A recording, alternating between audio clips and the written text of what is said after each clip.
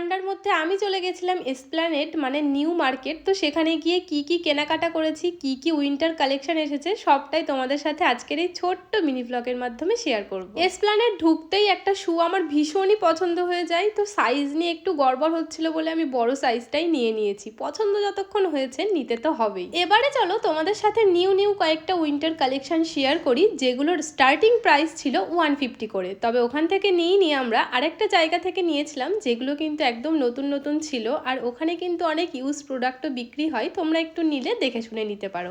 প্রচুর শপিং করে ফেলেছি। তো লাস্টে ভাবলাম একটা ট্রলি ব্যাগ নেব, তবে ট্রলি ব্যাগের কোয়ালিটি ভালো ছিল না বলেই আমার মনে হয়, আর হাই রেঞ্জ ছিল, এছাড়াও কিন্তু কোনো গ্যারান্টি ওয়ারেন্টি ছিল না, সেই জন্য আর নিইনি। তারপর সিরাম মার্কেটে গেছিলাম, সেখান থেকে বেরিয়ে একটা আইসক্রিম আর চিকেন রোল খেয়েছিলাম। চিকেন রোল নিয়েই আমরা ট্রেনে উঠে পড়েছিলাম। চলো আজকের ভিডিওটা এখানেই এন্ড করছি, দেখা হচ্ছে তোমাদের সাথে নেক্সট কোনো ভিডিওতে। বাই।